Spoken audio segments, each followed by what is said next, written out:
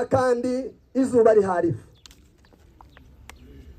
Ariko kubera ibyiringiro byo kwiringira Imana n'ibyiringiro tubwira abakristo n'ibyiringiro twihanganisha abakristo bahuye n'ibi bibazo nk'ibi, mu bihe byatambutse twagiye duhagarara tubahumuriza, tubakomeza, tubabwira ko mu isi atari iwacu. Hanyuma bitugezeho niho twumvise cyane ububabare bw'urupfu. Babwire abakozi b'Imana mwese muri hano n'abadukurikirana, umuntu utarapfusha, ariko ndabizi abantu benshi ntabwo ari isugi, ariko umuntu utarapfusha ntazi ububabare bw'urupfu. Arababara nibyo, ariko uwapfushije akagaragura arwaje cyangwa nk'ubu buryo bwadushikiye bwa aksida, urumva urupfu icarico. Ariko ihumura ryacu nuko hano mu isi atari iwacu. Yesu ashimwe cyane, Yesu ashimwe cyane. Nico cyaduhumurije n'ubu gitumye duhumurika. Twongeye kubabwira ngo muhumurike, mu isi si iwacu. Ubuzima turabutijwe, abadamu, abagabo, abana n'impizo, saba ibihe byose kuri twebwe, ahubwo nabi ibihe byose ku Mana. Icyo kintu tugomba kucyumva. Nicyo gituma abana bacu ari impizo, tubafite nk'abarezi. Ariko umunsi Bibiliya iravuga ngo iminsi yategetswe n'Imana, Imana ishiraho urugabano umuntu atabasha kurenga nubwo yabigenza ate. Uyu mwana wacu ukumubona asa niko asa n'umutima. Ni impano ikomeye Imana yaduhaye.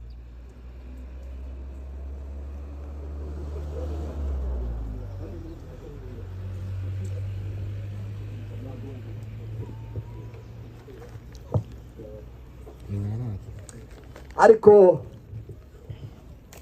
yamuduhaye igihe kigufi.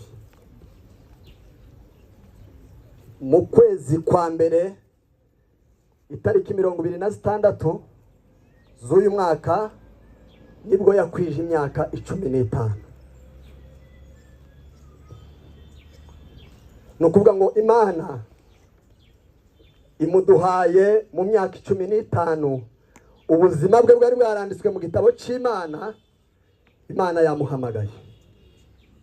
Rero nta kindi twakora no kwihangana tukiringira, kuko hagiye niho heza kurutaho turi, kandi tuzamusanga mu bwami bw'Imana. Imana bakomeze kandi ibihanganishe, Imana ibagire neza. Ijambo rya nyuma no kubashimira. Uyu ni umunsi ugira 7. Uyu mwana Imana imaze kumuhamagara, uyu ni umunsi ugira 7, umwuzuro w'Imana. Turi mu kiriyo, turi mu byiza byiwe, tutekereza ibigwi bye, urukundo rwe, ineza ye, umurava we, ibyishimo yagiraga mu rugo. Ndabizi ko mu rupfu rwe hari byinshi bizahinduka mu buzima bw'abantu benshi. Rero ndabashimira mbereye kuri madamu n'abana banje, barihanganye. Nyuma y'ibi bimaze kuba twarasenze, narinjiye mu cyumba njewe maze kugaragura, mbonye ko umwana yarangije, nirutse nja kureba ko nshobora kugerageza ngo mwirukankane ku bitaro cyangwa ntabaza abavandimwe tumujane ku bitaro.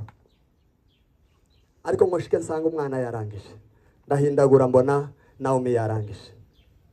Ariko ngo shike mu rugo, ndinjira mu cyumba, ndapfukama, ndasenga, mbwira Imana ngo Mana, iki kintu kibaye si impanuka kuri wewe washimye ko kiba, kandi mu bana wampaye washimye ko ujana nawo. N'umwana wanje wa kane Imana yambaye abakobwa babiri, uyu na mukuru wiwe, abandi ni abahungu ko ari bane. Hanyuma Imana irankomeza, ndamushimira ko nawe yakomeye, kandi Imana ihabwa icubahiro, bigaragaza ko mu by'ukuri hari ikintu kiri mu mitima. Ndashimira itorero mbereye ku mushumba dukorana n'abandi dukorana bose, n'itorero muri rusange barakomeye, baranzwe n'ibyishimo byo kuduhumuriza koko, bafite ihumure, bararidusangana, barahumurika, babona ko umugeni yatashe. Torero ry'Imana mwese muri hano, Imana ibahumugisha. Muryango wa Bitakuru uri hano, wabadata bukwe, abanyabyinshi, inshuti za Bujumbura, abakozi b'Imana, abayumbe, umuntu wese twabanye kuva kuri uriya munsi tukaba tugeze no kuri uyu munsi. Murebe abantu ukuntu bahagaze, abantu bafite izuba ryabakubise, ariko kugira ngo ibirori by'uyu mwana twari ko tubitekereza mu bundi buryo nk'abantu, twari ko tugira ngo tuzamukorera ibirori hano mu isi by'ubuzima busanzwe, ariko Imana ihaye iteguza ibirori byo kumusanga mu bwami bwiwe.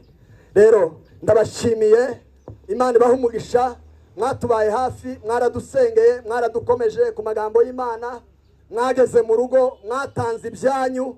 Ibi byose ni ukubera mwebwe abadukurikirana hirya no hino, inshuti zanje, inshuti z'abana, inshuti za Karumeli, abakarumeli mwese aho muri hirya no hino, turabashimiye. Ishimwe rigere ku mitima yanyu, mwakoze igikorwa cyiza cy'abakristo kugira ngo duherekezanye iteka umwana wacu wakoreye Imana mu gihe cye, mu gihe kigufi, Imana ikamusarura.